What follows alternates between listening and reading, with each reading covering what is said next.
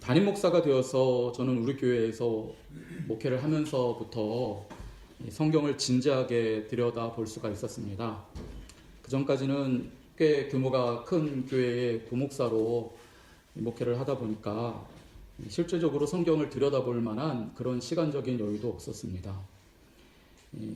제가 부목사로 있었던 교회들은 대부분 부유한 지역에 있었던 그런 교회였기 때문에 성도들이 매우 풍요로운 삶을 살고 있었고 세상적으로도 유명한 그런 사람들이 참 많이 있었습니다. 그래서 저는 이 예수를 믿으면 그렇게 복을 받는 것이 당연하다라는 그런 생각만 가지고 있었고, 하나님의 말씀이 우리에게 무엇을 이야기하시는지에 대해서는 또 시간적으로 살펴볼 그런 여유가 별로 없었습니다. 그러다가 담임 목사가 되어서 지난 몇 년 동안 처음으로 성경을 진지하게 살펴볼 수 있는 기회를 얻게 되었는데요. 그러면서 놀란 사실이 있습니다. 그것은 무엇이냐? 이 성경은요, 예수를 믿으면 우리가 구원을 받고 또 하나님께서 주시는 은혜를 받는다라고 하는 그런 복음만 이야기하지 않는다는 사실이었습니다. 사실 성경을 보면은 복음과 함께 우리에게 필연적으로 따라오는 것이 고난이라고 하는 그 내용이 훨씬 더 많습니다. 저는 그것을 성경을 보면서 발견하게 되었고 매우 놀라게 되었습니다. 예를 들어 디모데후서 3장을 보면은 성경은 말세에는 고통하는 때가 이른다라는 그런 말씀이 나오죠. 여기서 말하는 말세는요, 우리 예수님께서 다시 오시기가 임박한 때를 말하는 것이기도 하지만은 동시에 우리가 늙어서 예수님께로 갈 날이 가까이 다가온 것도 말하는 것입니다. 예수님이 다시 오시거나 우리가 주님께로 갈 날이 가까울 때를 말세라고 부릅니다. 그런데 이 말세에는 뭐라고요? 고통하는 때가 이른다라고 성경은 말씀하고 있습니다. 예수님을 만날 때가 가까워지면 필연적으로 고통이 깊어진다라고 성경이 이야기합니다.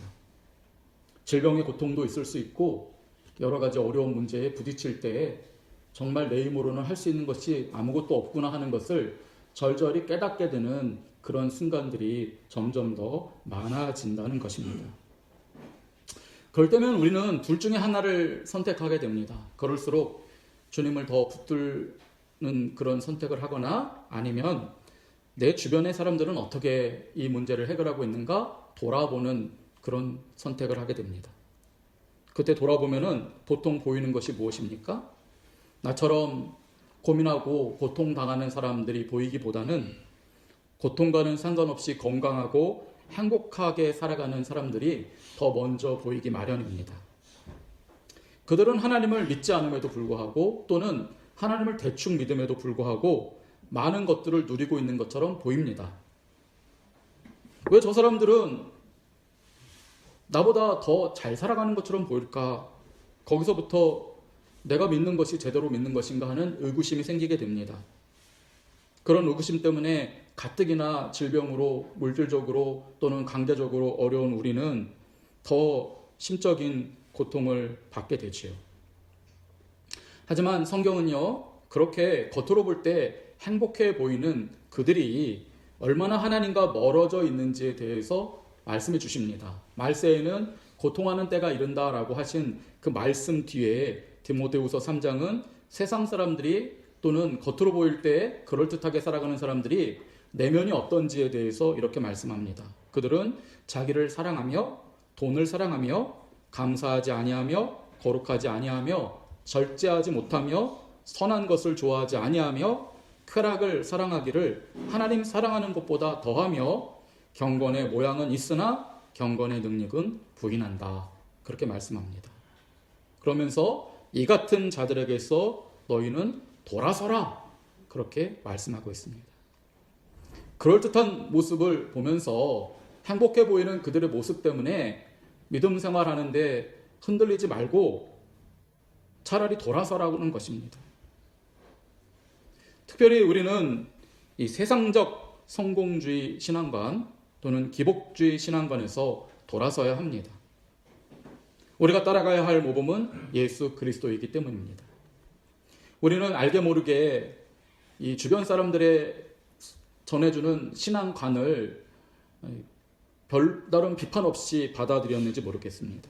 그래서 예수를 잘 믿었더니 우뚝 서게 되었다, 많은 것을 얻게 되었다라고 하는 그들의 그 간증을 들으면서 그것이 과연 성경에서 하는 말씀인지는 확인해 보지도 않고, 아, 나도 예수 잘 믿으면 저렇게 돼야 돼 라고 그렇게 기준을 잘못 삼고서 살아갔는지 모르겠습니다.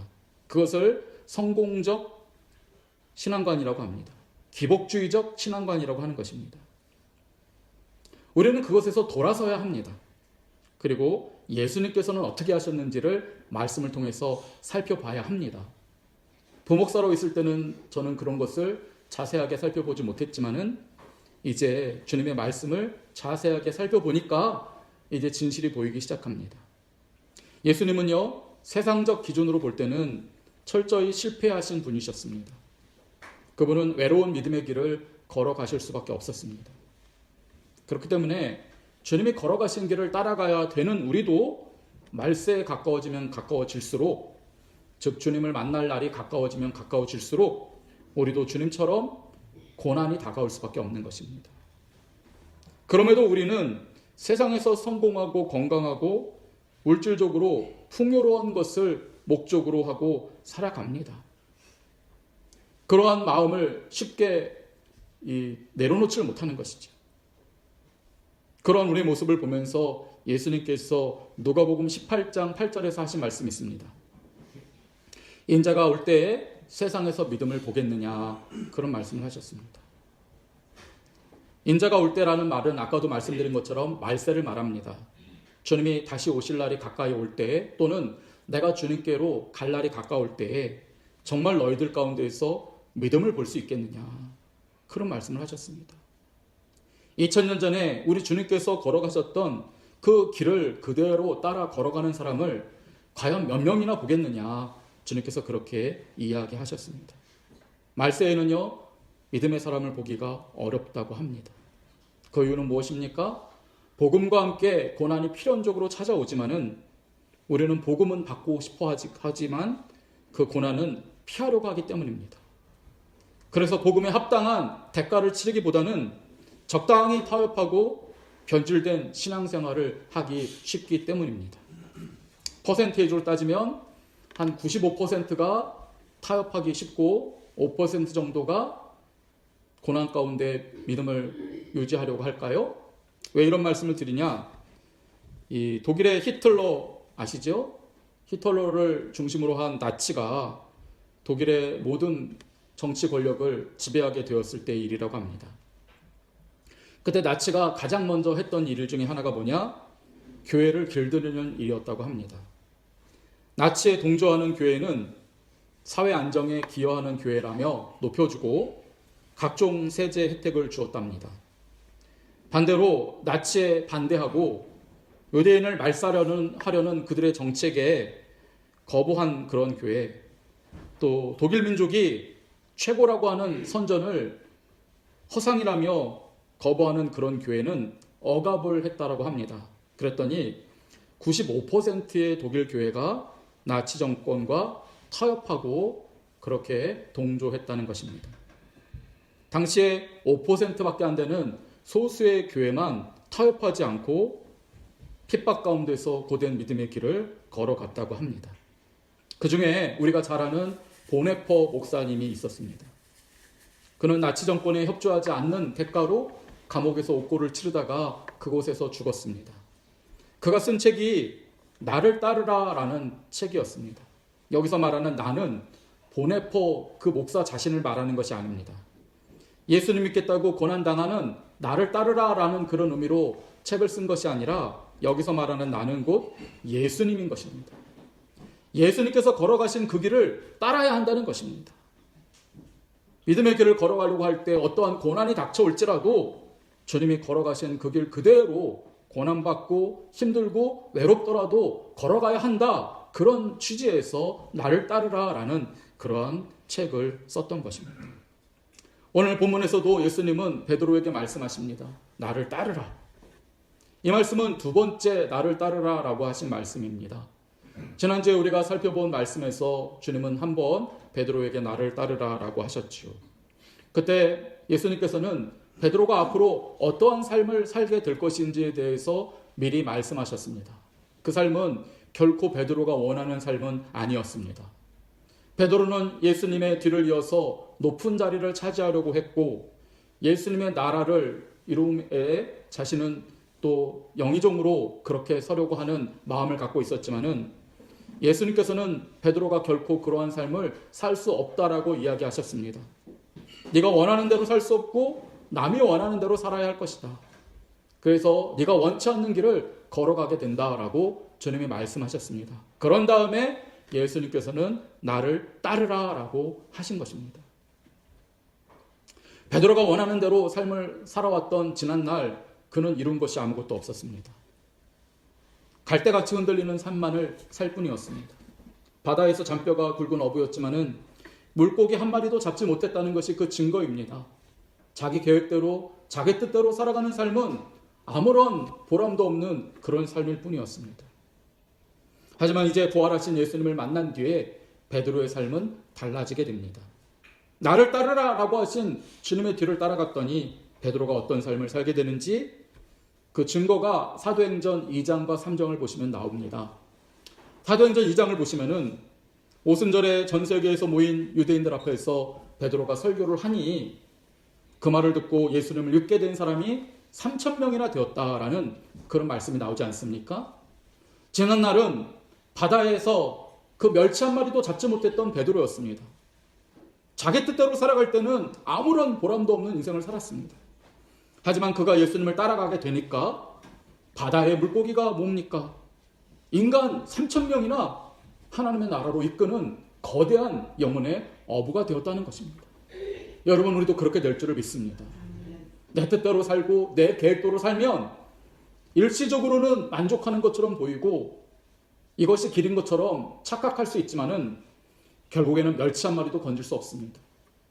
오직 예수님을 따라갈 때에 그 길이 고난일지라도 외로운 길일지라도 그 길을 따라갈 때에 우리는 뭔가 보람 있고 의미 있고 영원한 무언가를 얻게 되는 것입니다. 예수님은 그러한 인생을 우리 보고 살라고 하십니다. 내가 원하는 삶이 아니라 남이 바라는 삶을 살라는 것입니다. 내가 원하는 대로 남에게 사랑을 베푸는 삶을 살라고 하십니다. 내가 주장하는 삶이 아니라 하나님의 뜻이 나를 이끌어가는 그런 삶에 너의 인생을 던지라, 그렇게 오늘 우리에게 강력하게 명령하십니다. 이러한 삶을 살아가는 사람이 과연 예수 믿는 사람이라고 할 수 있으며 그 사람만이 영원한 나라에 들어갈 사람인 것입니다. 초대교회 때는요, 이러한 사람이 참 많았습니다. 베드로를 비롯한 제자들은 모두 복음과 함께 고난과 핍박을 견뎠고 대부분은 그래서 목숨을 주님 앞에 내어놓고 순교했던 것입니다. 당시의 사람들은요, 예수님을 믿는다는 것이 곧 죽음을 각오한 삶이었습니다. 그래서 대부분 화형을 당하기도 했고 사자밥이 되기도 했고 무덤 속에 들어가서 평생 동안 나오지 못하면서 신앙생활을 하기도 했습니다. 예수 믿는 것은 당시에는 기본적으로 가난한 삶이었고 조롱당하는 삶이었고 추위와 배고픔이 기본적으로 세팅된 그런 삶이었습니다. 그들은 지금 어디에 있습니까? 저 하늘나라의 응원석에 있습니다. 히브리서 10장의 말씀대로 저 하늘나라의 응원석에서 오늘 믿음 생활을 하고 있는 저희들을 바라보면서 응원하고 있는 것입니다. 예수님의 뒤를 따라서 내가 헛된 목숨을 주님께 내어드렸더니 영원한 생명을 지금 얻은 것처럼 지금 이 세상에서 믿음 생활하는 당신들도 내가 기도하고 응원할 테니 헛된 것들은 내어놓고 주님 잘 따라가서 영원한 하나님 나라에서 함께 만나자, 그렇게 지금도 응원하고 있는 것입니다. 그러나 오늘날 우리는 어떻습니까? 예수님을 믿는다 하지만은 주변을 돌아보면서 상대적인 신앙생활에 만족하고 있지 않습니까? 예수님이 걸어간 그 길은 고난이고 핍박인데 우리는 내 주변에서 예수를 믿는다라고 하면서 경건의 모양만 갖추고 경건의 능력을 부인하는 그들이 누리는 세상의 그 모든 쾌락과 그런 것들을 보면서 나는 저 사람보다는 낫지, 나는 저 사람보다는 신앙생활 잘하지 라고 만족하면서 주님의 길을 따라가지 못하는 것은 아닙니까? 그러니 주님이 말세에 믿음을 보겠느냐, 그렇게 안타까이 말씀하신 것이 아닙니까? 예수님께서 베드로에게 뭐라고 말씀하셨습니까? 나를 따르라 라고 말씀하셨습니다. 이것은요, 예수님도 우리가 살아가는 이 고난의 현장에서 함께 있겠다라고 하시는 그런 뜻인 것입니다. 네가 앞장서서 걸어가라 하지 아니하시고 나를 따라라 하셨기 때문에 예수님께서 우리가 걸어가는 그 믿음의 가시밭길에서 한 발자국 앞장서서 걸어가신다는 그런 약속의 말씀인 것입니다. 군대에서 나를 따르라 라는 말을 하는 사람이 있습니다. 그 사람은 소위 또는 중위입니다. 일반 병사들 앞에서 앞장서서 내가 한 그대로 따라가라 라고 하는 그런 책임을 맡은 사람들이 바로 이 소위 또는 중위입니다. 그래서 일반 병사들은요, 소위가 하는 그대로 따라가도록 훈련을 받습니다. 전쟁이 나면 어떻게 되는 줄 아십니까? 이 소위나 중위 계급장을 단 사람들이 뒤에 서지 않고 앞장을 섭니다. 총알이 빗발치듯 날아올 때 그들이 앞장서서 달려나가기 때문에 그 바람에 용기를 얻은 일반 병사들이 뒤를 따라 나가고 그래서 승리하게 되는 것입니다. 그래서 전쟁 용사 중에 가장 많이 죽은 순국 선열들은 대부분 소위나 중위라고 합니다. 예수님이 우리에게 말씀하십니다. 나를 따르라. 그것은 바로 이런 뜻입니다. 예수님이 우리가 당하는 고난의 현장에서 한 발자국 앞서 가시겠다는 것입니다. 우리가 눈물과 슬픔의 골짜기를 지나갈 때 주님은 저 하늘에서 뒷짐지지 않으시겠다는 것입니다. 주님이 한 발자국 앞서갈 테니 내가 걸어간 그 믿음의 길을 너도 따라오라. 그래서 이 고난의 터널을 지나간 뒤에 나와 함께 푸른 초장에 함께 쉬자. 주님께서 그런 뜻으로 우리에게 말씀을 주신 것입니다. 거바디사라는 영화를 보셨을 것입니다. 그걸 보면은요, 베드로가 예루살렘에 자꾸 머물고 가야 되는 로마 제국의 수도인 로마에 가지 않는 그런 장면이 나옵니다. 왜냐하면 로마에서 본격적인 박해가 시작되었기 때문입니다. 베드로는 기독교의 수장이기 때문에 로마에 가면 반드시 잡혀서 고난을 당하다가 죽임을 당할 것이 뻔합니다. 그래서 베드로는 자꾸 로마에 가야 하지만은 예루살렘에 머물고 있었습니다. 그러던 베드로의 꿈에 예수님께서 나타나십니다. 꿈속에서 보니 예수님은 먼저 로마로 향해 가고 계셨습니다. 그 꿈에서 깨어난 베드로는 결정합니다. 예수님이 걸어가신 그 길 내가 왜 뒤처지면서 가지 않느냐. 그래서 결국 로마에 가서 고난을 당하다가 십자가에 거꾸로 매달려 순교했습니다. 여러분, 이처럼 우리도 각오해야 됩니다. 우리가 고난이 다가올지라도 뒤처지면 예수님과는 영영이 멀어지게 되는 것입니다.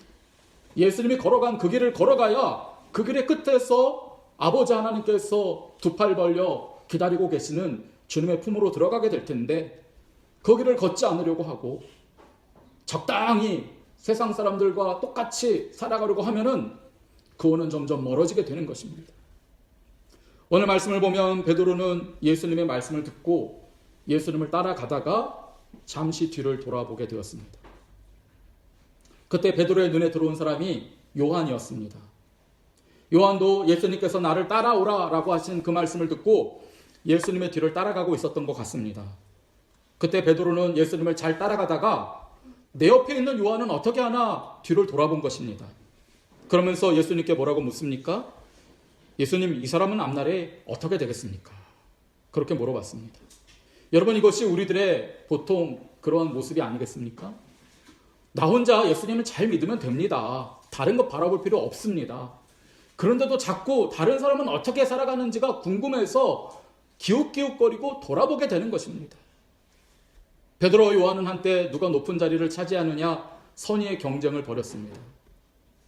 베드로가 부활하신 예수님을 만났고 예수님을 사랑한다고 고백해서 예수님이 나를 따라오라고 했습니다. 그래서 따라가는 중이지만은 여전히 베드로는 옛 성품을 완전히 버리지 않았음을 알 수 있습니다. 베드로도 그랬다면 우리는 오죽하겠습니까? 예수님만 바라보고 믿음의 길을 걸어가야 하는데 오늘날은 우리의 신경을 자극하는 너무나 많은 시험과 유혹거리들이 많습니다. 그래서 우리도 베드로처럼 뒤를 볼 수가 있는 것입니다. 그러나 너무 깊이 돌아봐서는 안 됩니다. 매 주일마다, 매 말씀을 들을 때마다, 예배 시간 때마다 다시 주님을 붙들어야 합니다. 너무 멀리 세상으로 눈길을 돌렸다가는 더 이상은 돌이킬 수 없는 지경까지 갈 수 있기 때문에 언제나 주님이 은혜 주시는 기회가 있으면 찾아 놓으셔서 다시 주님을 붙들어야 하는 것입니다. 소돔성에서 롯의 가족들을 구원하려고 하나님께서 천사를 보내셨습니다. 그래서 예수님을 따라가듯이 롯의 가족들이 천사가 앞장서는 구원의 길을 따라가고 있었는데 어땠습니까? 롯의 아내가 뒤를 돌아보았습니다. 우리도 그럴 수 있습니다. 그런데 여러분, 돌아보면 어떻게 되죠? 소금 기둥이 됩니다. 롯의 아내가 소금 기둥이 된 것을 보십시오. 저는 우리가 자꾸 주님을 바라봐야 할 텐데 세상을 돌아보게 되면 우리도 영적으로 소금 기둥이 된다라고 생각합니다. 쉽게 말해 짠돌이 짠순이가 된다는 말입니다. 주님만 바라보고 가야 되는데 남들을 보면 어떻습니까? 어쩐지 다른 사람이 더 화려하게 사는 것 같습니다. 더 행복한 것 같습니다. 그래서 내 마음은 점점 웅졸해집니다. 주님이 보여주신 넉넉한 사랑으로 우리도 사랑해야 될 사람들을 그렇게 아낌없이 사랑해야 되는데 세상을 자꾸 바라보니 사랑하려는 마음이 점점 줄어들어서 짠돌이 짠순이가 됩니다. 그러다 보면 우리도 소금 기둥이 되는 것이고 구원과는 영영이 거리가 멀어지게 되는 것입니다.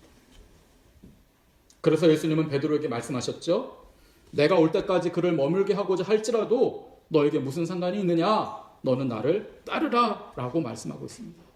여러분, 저는 이 말씀을 묵상하면서 은혜를 받았습니다. 내가 올 때까지 그를 머물게 하고자 하는 것이 주님의 본 마음이라는 것입니다. 베드로를 비롯해서 사랑하는 그의 제자들이 예수님 다시 오실 때까지 아니면 그들이 예수님께로 갈 때까지 아무런 어려움 없이 그대로 그 자리에 머물러 있기만을 바라는 것이 우리 예수님의 마음입니다. 우리가 아프지 않고 슬프지 않고 사건과 사고에 당하지 않고 사기당하지 않고 어려움 당하지 않고 고스란히 예수님 잘 믿고 아무런 어려움 없이 살다가 주님 만났으면 하는 것이 우리의 바람일 뿐만 아니라 예수님의 바람인 것입니다. 그래서 예수님은 요한도 그랬으면 좋겠다라고 말씀하십니다. 그러나 머물게 하고자 할지라도 네가 무슨 상관이냐 말씀하십니다. 너는 나를 따르라 말씀하시는 것입니다. 예수를 믿는 우리들이 주님을 만날 때까지 아무런 어려움도 없었으면 하고 주님은 바라시기에 오늘도 하늘의 보좌 우편에서 우리를 위해서 간구하신다고 하시지 않았습니까? 그러나 주님의 마음 한편으로는 그럼에도 불구하고 필요하다면 연약한 우리들이 고난 가운데서 믿음이 성장하기를 아버지의 뜻이 이루어지기를 주님께서는 동시에 기도하고 계시는 것입니다. 여러분, 우리는 주님의 마음이 어떻다는 것을 알면 됐습니다.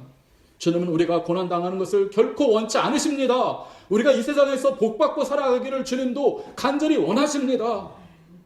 그러나 그리 아니하실지라도 아버지 하나님의 뜻을 이루고자 하시는 것이 주님의 바람인 것입니다. 예수님이 겟세마네 동산에서 그래서 기도하지 않으셨습니까? 이 고난의 쓴 잔을 내게서 옮기시옵소서. 주님도 바라셨습니다. 그러나 나의 원대로 마시옵고 아버지의 뜻대로 이루어지기를 원하나이다. 주님께서 그렇게 말씀하셨습니다. 여러분, 우리가 사랑하는 믿음의 형제 자매들도 그렇게 되기를 바라는 마음이 있습니다. 우리 장로님이 오늘 예배에 못 나오는 것이 여러분도 그랬겠지만 저도 마음이 많이 쓰리지 않습니까?